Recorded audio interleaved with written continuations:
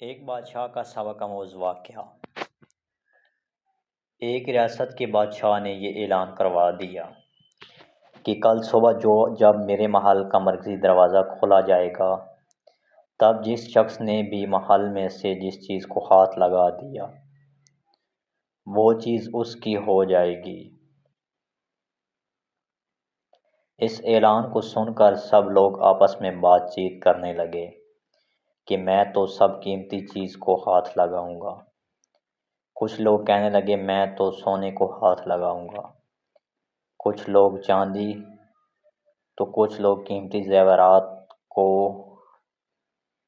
کچھ لوگ گھوڑوں کو، تو کچھ لوگ ہاتھی کو، کچھ لوگ دودھ دینے والی گائے کو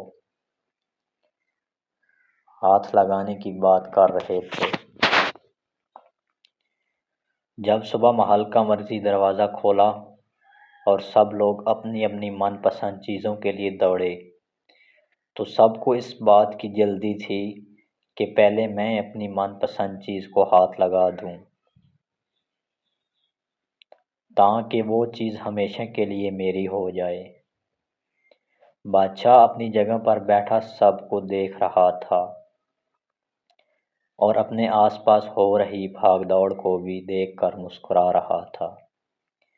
اسی وقت اسی بھیڑ میں سے ایک شخص بادشاہ کی طرف بڑھنے لگا اور آہستہ آہستہ چلتا ہوا بادشاہ کے پاس پہنچ کر اس نے بادشاہ کو چھو لیا۔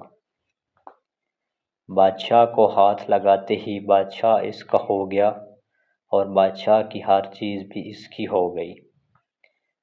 جس طرح بادشاہ نے ان لوگوں کو موقع دیا اور ان لوگوں نے غلطیاں کی،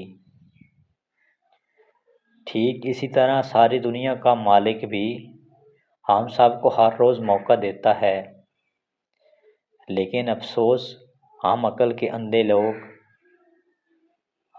اندھے لوگ بھی ہر روز غلطیاں کرتے ہیں۔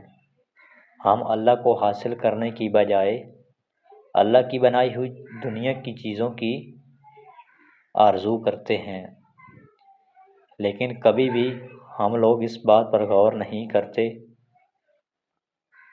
کہ کیوں نہ دنیا کے بنانے والے مالک کو پا لیا جائے۔